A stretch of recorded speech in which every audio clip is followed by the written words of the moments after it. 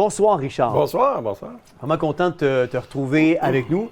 Richard, je vais mettre la table un peu. Depuis des mois, Ottawa enchaîne des projets de loi pris séparément. Ça semble technique, raisonnable ou même jusqu'à un certain point louable. Sous la vertu, on pousse des projets de loi.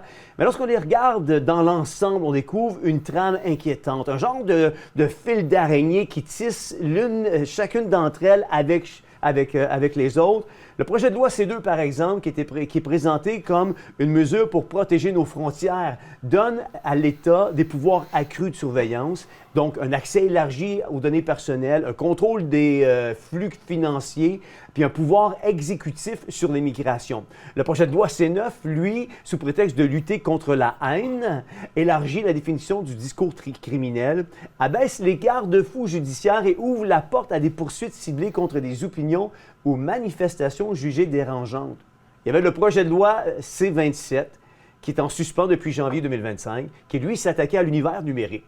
Il encadrait les données, il encadrait les communications, puis jusqu'à l'intelligence artificielle en donnant à l'État le pouvoir de définir ce qui est permis ou interdit de dire dans le monde digital.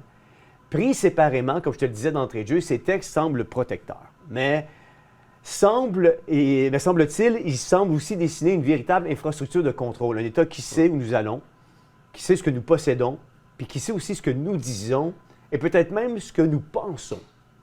Ce soir, j'aimerais qu'on puisse décortiquer ensemble ces projets de loi, puis voir ensemble ce qui cache vraiment en arrière-scène.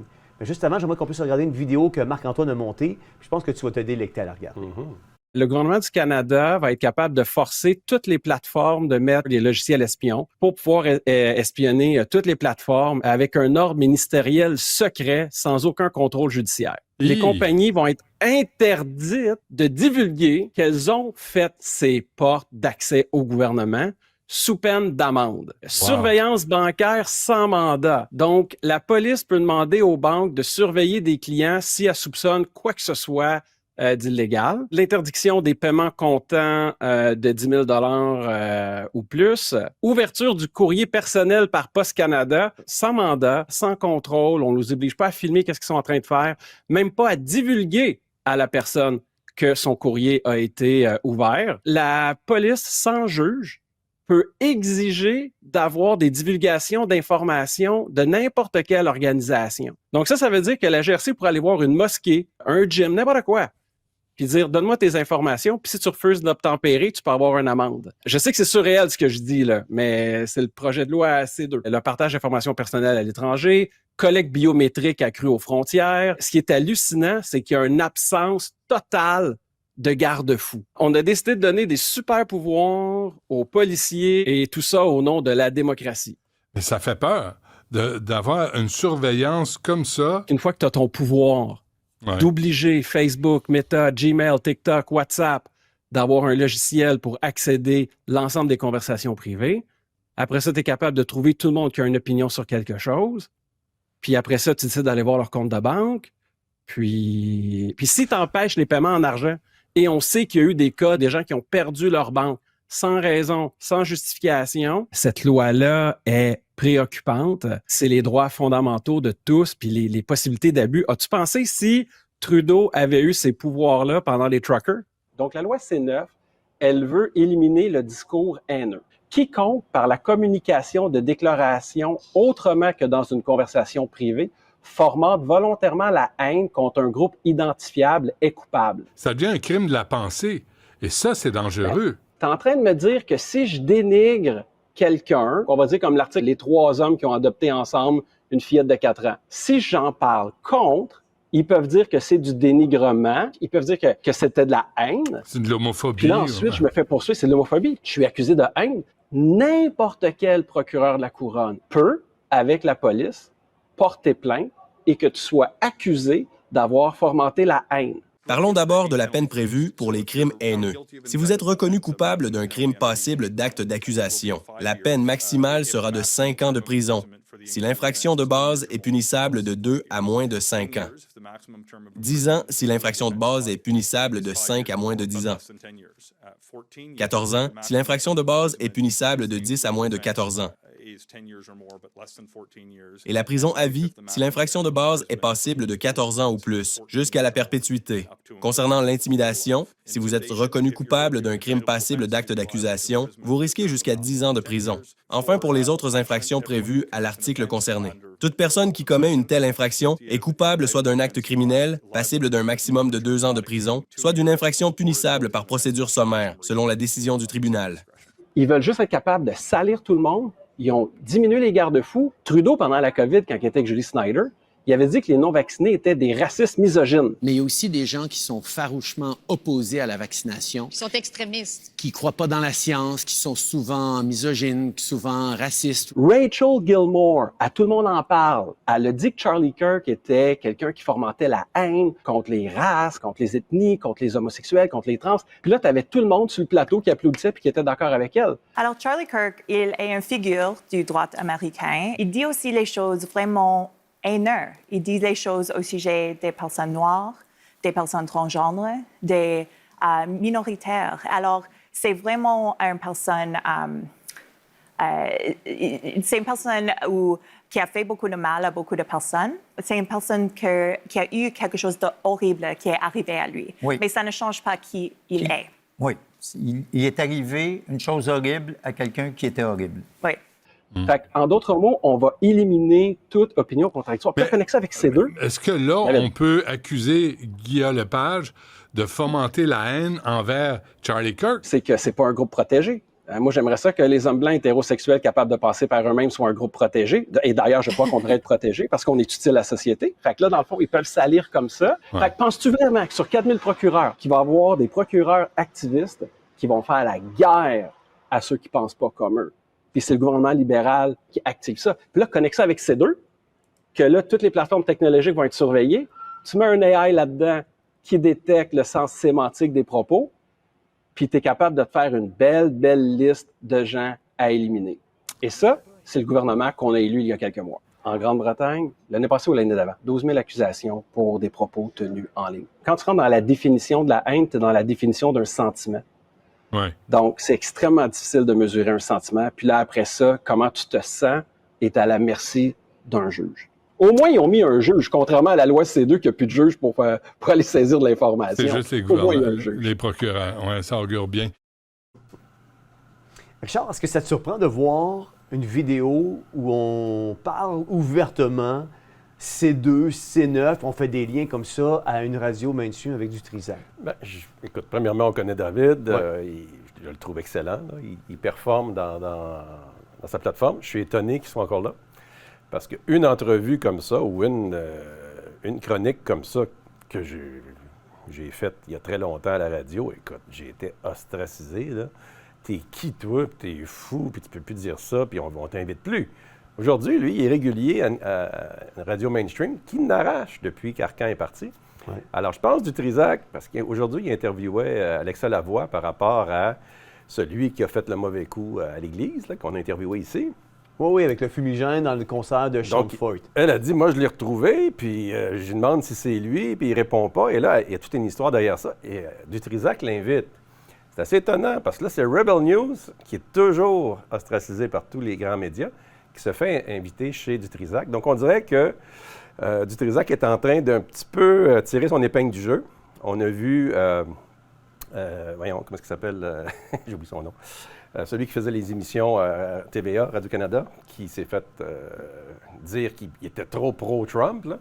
J'oublie son nom. Ouais. C'est pas important, mais l'idée, c'est que tout de suite, Radio-Canada s'est ligué contre lui, TVA. Là, aujourd'hui, il revient aux nouvelles TVA régulièrement. Stéphane Bureau. Ouais. Stéphane Bureau est maintenant redevenu un peu comme on l'avait connu à l'époque de Radio-Canada, où il lisait les nouvelles, ce qui l'avait beaucoup déçu, puis il avait laissé la carrière. C'est une carrière à vie, ça, là. Lui, là, c'est ça. Parce qu'il disait, moi, ce que je veux parler, c'est des vraies nouvelles. Et le fait qu'il a été très, très posé par rapport au jugement, par rapport à Trump et à tout ce qu'on a fait, dans le fond, il déclarait, on exagère du côté des médias. Et c'est un peu ce que David vient de faire, parce qu'une fois que tu as dit ça, on peut regarder C2 et C9 avec un autre angle. Le problème, c'est que tout le monde en parle, on l'a entendu, c'est tellement grossier qu'on ne parle jamais du fond. Ouais. On ne fait que parler des personnes. et sont les premiers à crier aux attaques ad nominem, vous n'avez pas le droit d'attaquer la personne. Vous faites que ça. Et c'est maintenant le pain et le beurre, et les gens délaissent ces réseaux-là. Oui, tout à fait. Ils n'ont plus de code d'écoute, c'est pas pour rien. Alors, je pense que Dutrisac est en train de trouver cette niche-là. Tant mieux. Et David, bravo, il a fait un bon résumé de la situation qu'on connaît, mais on peut résumer ça très facilement. Et on l'a vécu avec les camionneurs. Donc, quand on a gelé les comptes bancaires de ceux qui avaient fait un don, c'est assez inquiétant au Canada de vivre ça. On l'a vécu. La ligne est traversée, là. Ouais. Et c'est comme s'il ne s'est rien passé depuis ce temps-là. Le barreau aurait dû voler en éclats suite à ça. Non, c'est comme s'il ne s'est rien passé. C'est très grave, mais ce qui s'en vient est 1 million fois pire. Oui, tout à fait. Écoute, quand on apprend, dans le projet de loi C2, je comprends que c'est un projet de loi, mais juste le fait de penser à faire des choses ignobles comme ça, c'est à y réfléchir. Ils sont rendus à les imposer, les implanter. On comprend que le plan 2020-2030, 2025, il fallait qu'on soit en hyperinflation, il fallait qu'on commence à imposer l'identifiant bionumérique, bien, ils le font. Ouais. Ils sont obligés de le faire. Hein, on a vu avec Charlie Kirk qu'est-ce qui arrive quand tu vires ta veste de bord avec ces gens-là. Ça ne dure pas longtemps. Ouais. Donc, ils sont obligés d'embarquer là-dedans. Et l'application va arriver très prochainement. Je ne sais pas à quelle heure on va être en prison, toi et moi, mais ça s'en vient bientôt avec tout ce qu'on dit à cette émission-ci. Tu sais, quand on entend que Post Canada pourrait ouvrir davantage des lettres suspectes, et qui pour eux autres, sont suspectes, est-ce qu'on est encore avec une loi à la frontière ou on a déplacé la frontière vers la boîte aux lettres des citoyens? En fait, c'est que le monde a changé depuis au moins 10 ans. On parle de Post Canada. Post Canada, ils sont en grève actuellement. Ils vont fermer. C'est inutile, Post Canada. On va arrêter de livrer le courrier dans les boîtes à lettres. Hein? Personnel, ça va être toutes des boîtes communautaires. Ouais. Et il n'y aura plus de Post Canada bientôt. Donc, c'est de la diversion, ce qu'on nous fait là. On nous livre qu'on va ouvrir les lettres. Qui envoie des lettres en 2025? Ouais. Donc, ce qu'on fait, par exemple, et va aux États-Unis, on nous avertit, à la frontière, ils ont le droit d'ouvrir ton téléphone. Tu es obligé de donner ton code parce qu'ils veulent voir le contenu de ton téléphone ou de ton ordinateur. Parce que les gens savent ça. Sinon, vous dormez depuis trop longtemps. Ouais. Donc, le fait de faire ça aux frontières, ça veut dire qu'il n'y a plus de droit à la vie privée. Donc, laisse faire les lettres. C'est ton téléphone, le contenu. Et là, ce qu'il disait, David, et il a raison, c'est qu'on va forcer les entreprises de télécommunications à faire ce qu'on appelle des portes arrière. Hein? Des backdoors. Les libéraux sont forts sur les portes arrière, c'est dans leur culture, mais là, ils sont en train de l'implanter au niveau technologique, ce qui fait en sorte qu'une entreprise, comme n'importe quelle, comme iPhone et tout le reste, va être obligée de donner un accès confidentiel, secret, et personne n'est au courant que ça se passe. Ça veut dire qu'on fouille dans ton téléphone sans te le dire. Ça paraît gros aujourd'hui, mais pendant le COVID, ça fait 5 ans de ça. Ben oui. Les gens se sont fait suivre par leur téléphone, ont reçu des amendes par la poste parce qu'ils s'étaient déplacés hors zone. Là, ils disent d'où ça vient? Bien, on a fouillé dans tes informations personnelles. C'est comme si un voleur rentre dans tes tiroirs de sous-vêtements. Là. C'est carrément ça. Absolument. Tu sais, Richard, on est beaucoup aux frontières. Il y a plusieurs lois qui s'adressent en corrélation avec les frontières, de la même manière qu'on parlait de changement climatique, puis on passait des lois hyper autoritaires puis totalitaires, sous le nom ou sous l'effigie de changement climatique. Il me semble qu'on est en train de faire passer beaucoup de lois par rapport à cette signature-là de ce qui se passe aux frontières.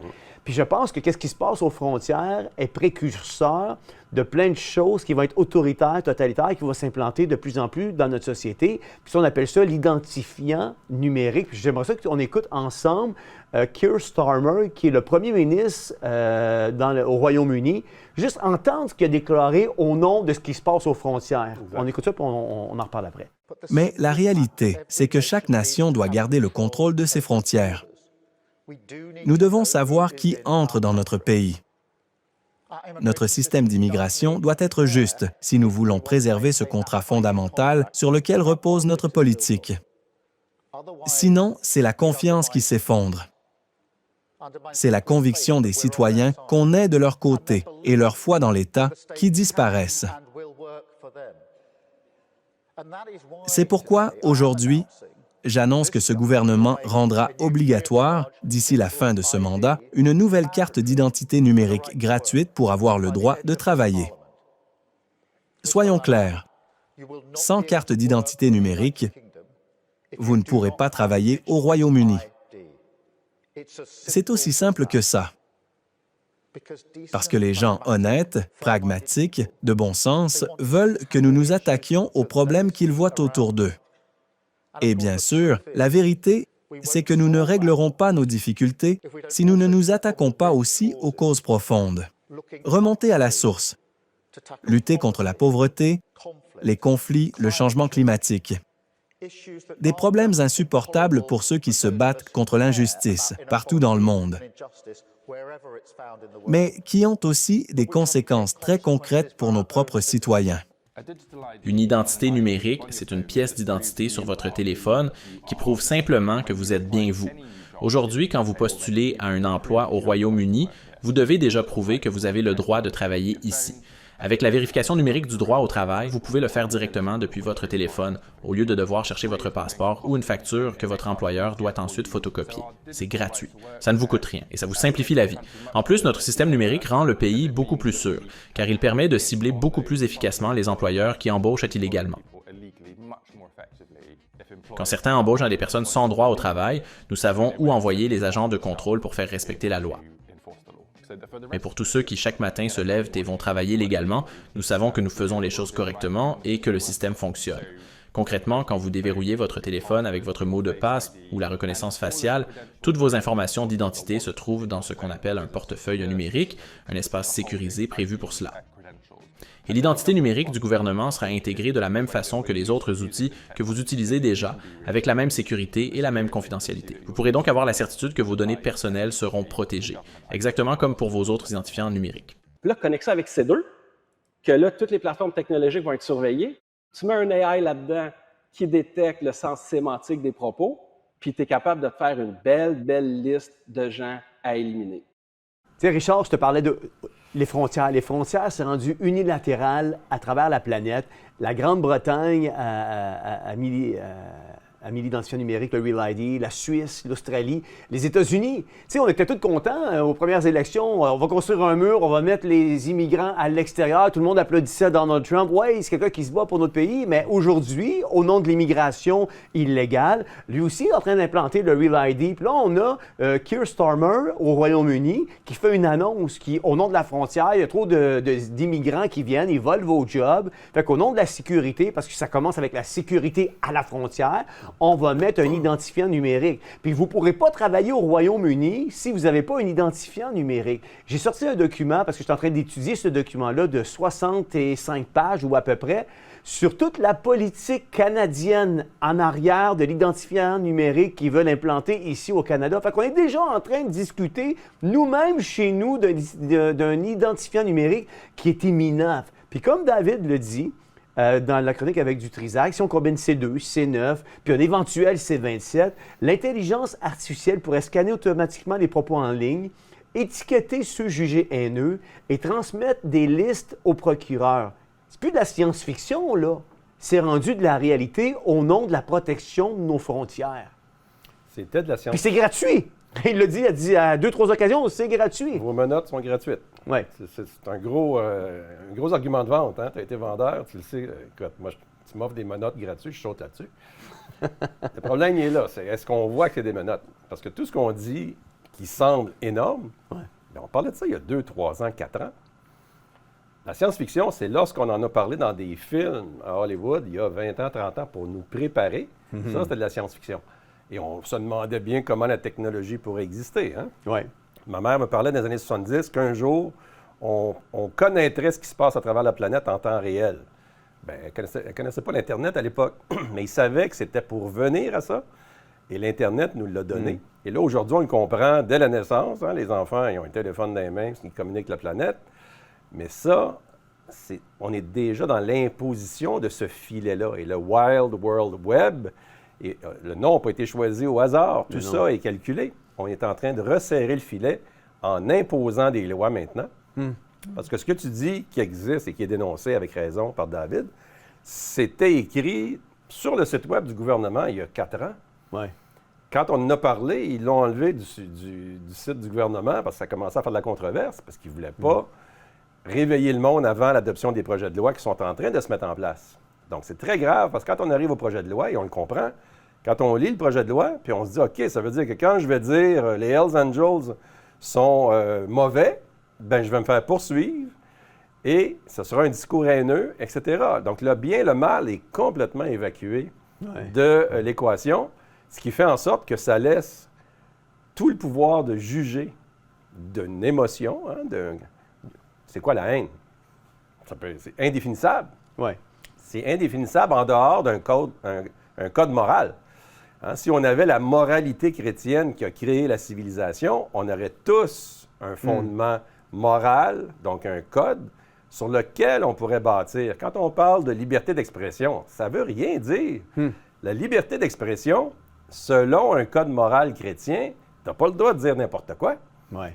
Mais je ne peux pas t'empêcher de dire je suis contre tel politicien, alors que là, maintenant, on fait l'inverse. Ouais. Au nom de on va contrôler la haine, il n'y a plus personne qui va pouvoir dire quoi que ce soit parce que tout le monde va être coupable jusqu'à preuve du contraire, ce qui est l'inversion à 180 degrés de la justice qui était toujours l'inverse. Mais est-ce que tu penses réellement que le peuple, on a exposé C2, C9, puis je réitère, ces lois-là, isolées, semblent peut-être inoffensives. Mais quand on les met une à la suite de l'autre, puis qu'on met un AI là-dedans qui va être capable de retrouver ceux qui auront eu des discours haineux, est-ce que tu penses que la population est prête à aller de l'avant avec un identifiant numérique ou toute cette technologie-là qu'on est en train de mettre de l'avant, qu'on est en train de mettre de l'avant, puis qui va justement connecter C2 et C9 ensemble?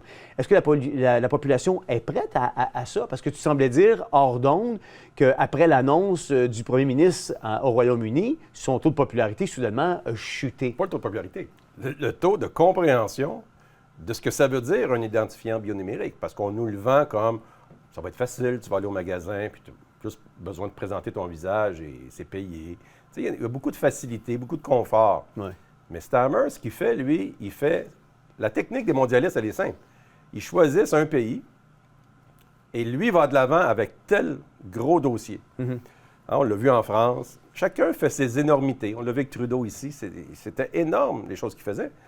Donc là, Starmer est le premier à dire au niveau national, on va imposer l'identifiant bionumérique. Et il a même dit, moi je pensais que c'était une blague, il a dit, on ne pourra plus travailler au Royaume-Uni ou se déplacer sans avoir l'obligatoire identifiant bionumérique. Ça, c'est la Chine, communiste. Et là, en disant ça, les gens se sont un peu réveillés et ont dit un instant, là, ça, on est contre ça.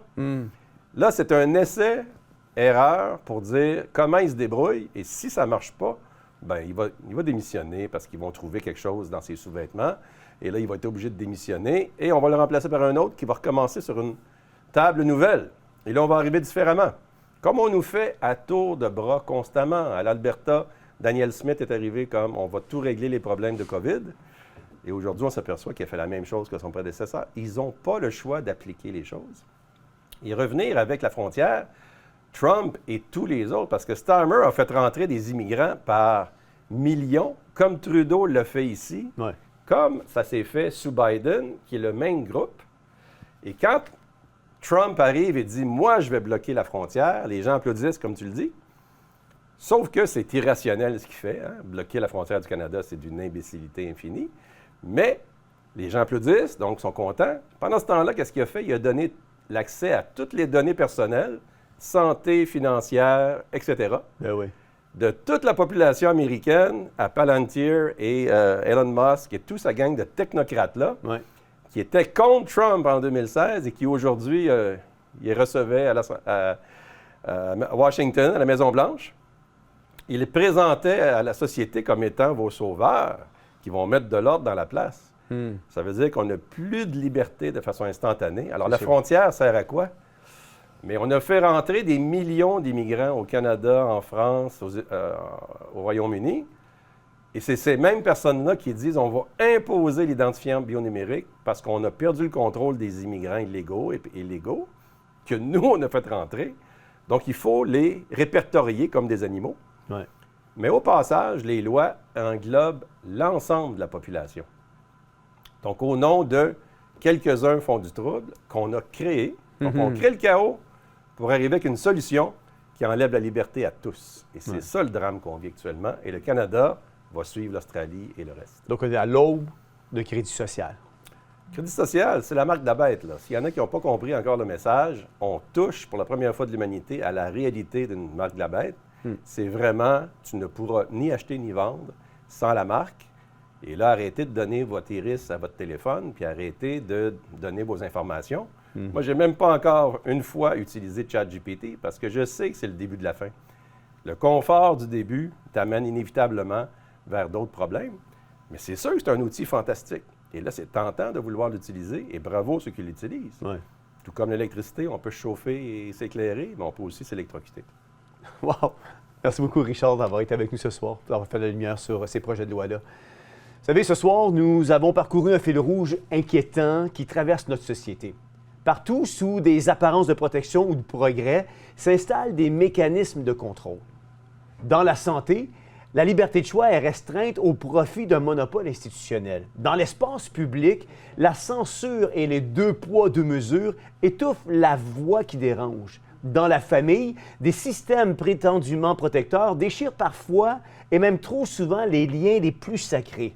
Dans la politique, des lois techniques et complexes préparent une société de surveillance où l'État peut savoir où nous allons, ce que nous possédons, ce que nous disons et bientôt ce que nous pensons également. Les paradoxes abondent. On proclame la liberté, mais on renforce les chaînes. On invoque la science, mais on interdit la recherche de la vérité en dehors du narratif officiel. On promet la protection des plus vulnérables, mais on sacrifie les enfants et les familles sur l'autel d'une idéologie. On glorifie l'innovation, mais on prépare un monde déshumanisé où l'intelligence artificielle et le numérique deviennent des outils de contrôle. Mais au milieu des ténèbres, la parole de Dieu nous avertit, tel que décrit dans Proverbe 17, 25, « Celui qui justifie le coupable et celui qui condamne le juste sont tous deux en abomination à l'Éternel. » Et elle nous rappelle aussi que, même accablés par les épreuves, nous ne sommes pas abandonnés. 2 Corinthiens 4, versets 8 à 9 nous dira « Nous sommes pressés de toute manière, mais non écrasés. Dans la détresse, mais non désespérés. Persécutés, mais non abandonnés. Abattus, mais non perdus. » Pourquoi? Parce que notre espérance ne repose pas dans un système politique, ni dans un système bancaire, ni dans quelconque institution humaine. Non, non. Face à l'adversité, notre espoir réside en quelqu'un de beaucoup plus grand et beaucoup plus fort que nos circonstances, que nos défis, que nos problèmes et que notre réalité. Elle réside en celui qui, il y a plus de 2000 ans, a vaincu la mort et son nom est Jésus. Celui-même qui a déclaré dans Jean, le chapitre 12, le verset 46, « Moi, la lumière, je suis venu dans le monde, afin que quiconque croit en moi ne demeure pas dans les ténèbres. » Si aujourd'hui, ce n'est que ténèbres autour de toi, tourne-toi vers Jésus, qui, lui, est la lumière du monde. Demande-lui de te venir en aide et tu serais surpris de voir ce qui pourrait se passer. C'est Jean-François Denis qui vous dit bonne réflexion et à la semaine prochaine.